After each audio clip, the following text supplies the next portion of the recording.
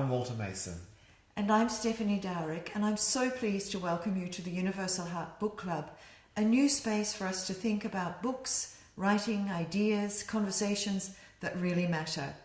And the first book that I'm going to look at this month, and we'll hear from Walter about it also, is called The House of Fiction. It could as well have been called The House of Cards, actually. It's written by a first-time writer, Susan Swingler, but it's about one of Australia's best-known writers, Elizabeth Jolley. Well, actually, it's not really about Elizabeth Jolley so much as about this most extraordinary story that Elizabeth Jolley was married to a man called Leonard Jolley, who's Susan Swingler's father. And between them, Elizabeth and Leonard built up this most extraordinary artifice of family truths and untruths. And in this book, and it's remarkably well written, Susan Swingler unpicks that elaborate fiction that Elizabeth Jolley created about her life that affected so many people, and also brings us a kind of vision of how important it is for people to be honest, transparent, as well as loving and affectionate, and how disabling and distorting it is when this can't happen. It's almost like reading a thriller, because one thing never really quite leads to another. And I found it marvellous. What did you think? Well, I came to it not knowing anything about it. I hadn't heard of the book until you told me to read it.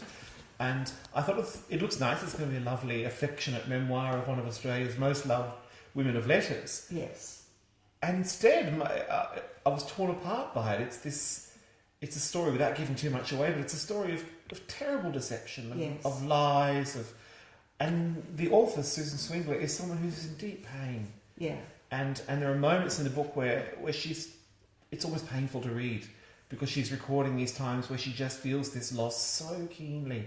And horrendous things, like she's exposed to letters that were written about her that she reads much further down the track, and she wonders about, should she even be reading these things, because she was never meant to see them. Mm-hmm. And I was torn by this book, because it's a sort of book with no easy answers.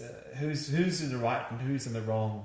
Such a messy mix of family relationships. But the betrayal was really Susan's father. Susan's father, who became Elizabeth Jolley's husband, really betrayed his child and his first wife, Susan's mother, and then sort of built on this betrayal for a very long time.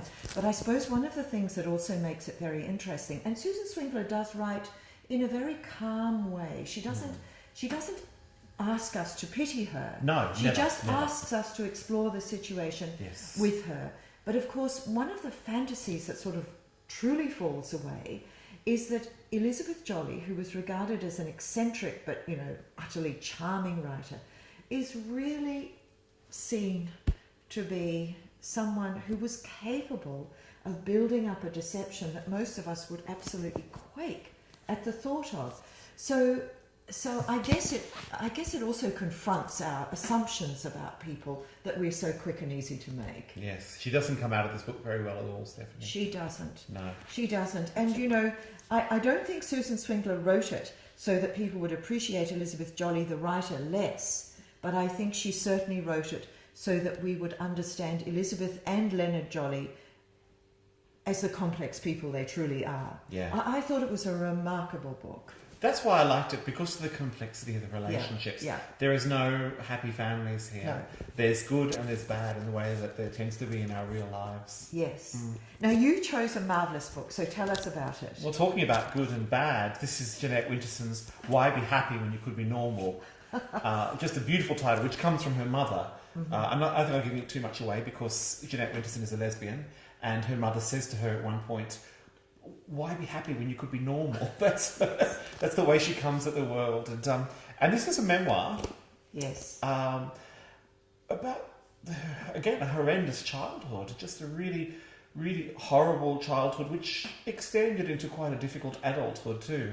And Jeanette Winterson makes really clear she became a very successful author very early in her life. Mm-hmm. And yet her life didn't become the bowl of sunshine and roses that we might expect. Now, I'm mixing metaphors there, but it's it's such a good book. It's so well written, and I couldn't stop reading. I couldn't put it down because I just thought she's going to get happier soon.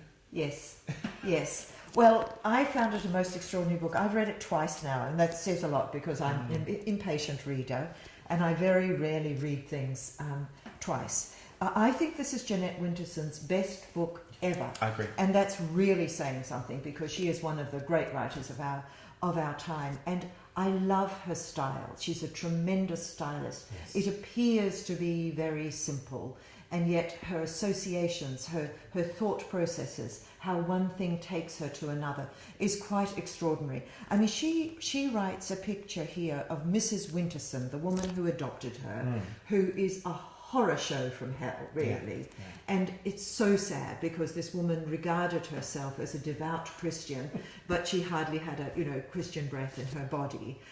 If we think of that as being somewhat loving, I mean, clearly the woman was fairly deranged. Very troubled. Jeanette Winterson removed herself from that situation very early on, but then spent decades, in a sense, trying to find a sense of home within herself.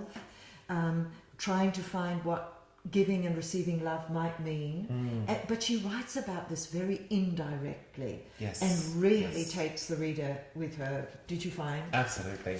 And also, it's a very hopeful book in the end. Well, it is. There's a passage where she says, all of life is a second chance. Yes. We just convince ourselves that we've done it. But actually, as she says, every moment's a second chance. Yes, and also in a way it's an anti-psychoanalytic book, Yes. which is quite amusing because she's in a relationship now with Susie Orbach, who's quite a well-known psychoanalyst. But it's a rather anti-psychoanalytic book in the sense that this childhood, and unlike Susan Swingler's childhood was quite secure in many ways. Jeanette Winterson's childhood was about as insecure as it's possible to be, and yet even through processes of madness, even through processes of creative discovery, she comes to a place where she might not call it peace, but she certainly could call it hope, and she could certainly call it the realization of second chances. I'm so thrilled you chose this book. Yeah, I mean, Jeanette Winterson's been here recently, and she's been everywhere, and I was really drawn when listening to her talk about the book. Yeah. But I wasn't disappointed when I picked up the book as well. So Oh no, you couldn't be disappointed. And on our blog, I'm going to be posting some really good references, including interviews that Jeanette Winterson has done, and of course our written reviews about both these quite wonderful, very different, but exceptionally well written books. Yes. The House of Fiction and Why Be Happy When You Could Be Normal. Thank you.